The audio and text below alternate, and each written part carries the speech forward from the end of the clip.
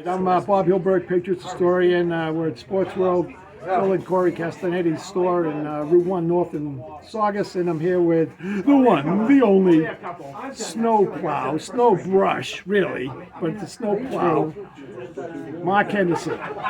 So we're going back, and so there's a quick story of, you're trying to get some ideas. You're going to be released out of prison pretty soon, and you end up in a work parole program. How did that happen?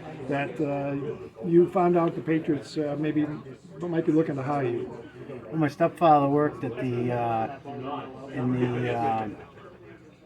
concessions. Yep. As a matter of fact, Bob was one of the persons that got all of the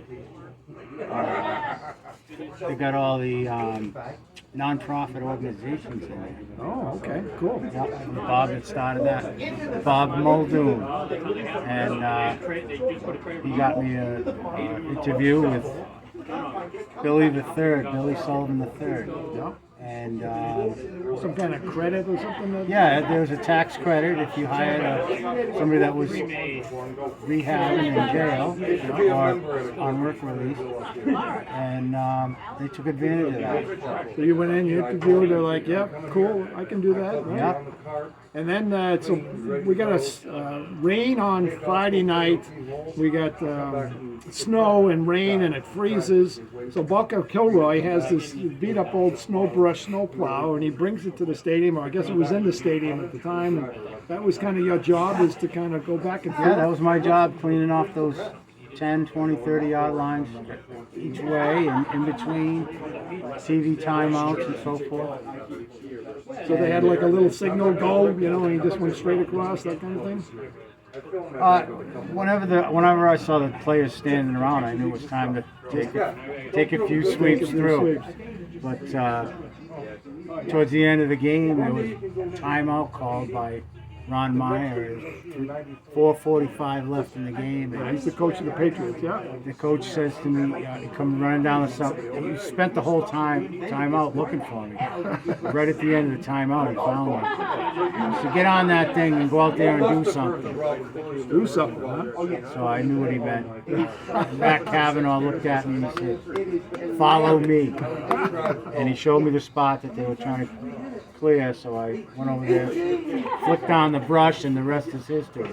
So instead of going to 30, you kind of weaved off and you're at the 35, 37, and then you kind of made this little loop and clear a little spot there. I guess it was Steve Grogan, the quarterback of the Patriots, idea, so he kind of put it in Ron Meyer's head, and then Ron Meyer starts looking for you.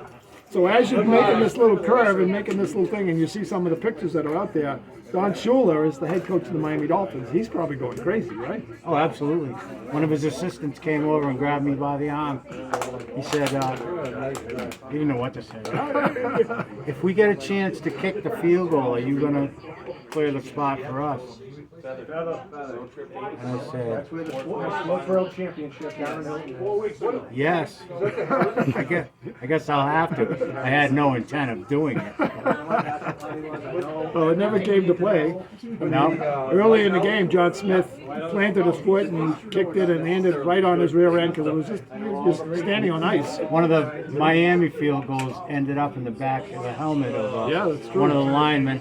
He didn't even get like 4 feet off the ground or 6 feet off the ground, so it was a really tough game. But Mosey Tupu had a big game, and we went back and forth, but that's as close as we get to about maybe the 25-yard line, and it was a 37-yard field goal. So then at the end of the game, you're trying to push the snow brush off the field and get it, kind of away from the crowd, and then it gets stuck on ice or something. I was trying to put it away the tractor. I was going up this ramp. It was all ice. So, of course, my tires started spinning. And that's when all these microphones and tape recorders, and they didn't have cell phones on. So Yeah, 1982. everything was in my face. They were trying to get an instant interview right then and there. And I said, well, let me park this thing and we'll have a press conference right here. So then it's getting late, right? Because you got to be back at jail at 6 o'clock, right. So then you're realizing, it's 4 o'clock, it's 5 o'clock, it's probably around 5:30 by now. It was about 10 to 6. I called up and said, I'm not going Calls to to make it. prison. I'm not going to make it. I'm late. And And they said, how come? I said, well, turn on the news. It's Bob Lobell's got it right there. Tune in to see what's going on. And sure enough, I didn't get home till about 7:30. 7:30 back to the prison.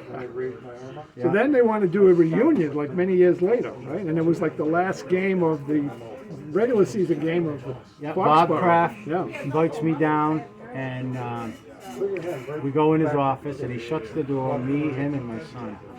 My son, you saw my son. Yeah. Right there in back here. Yeah.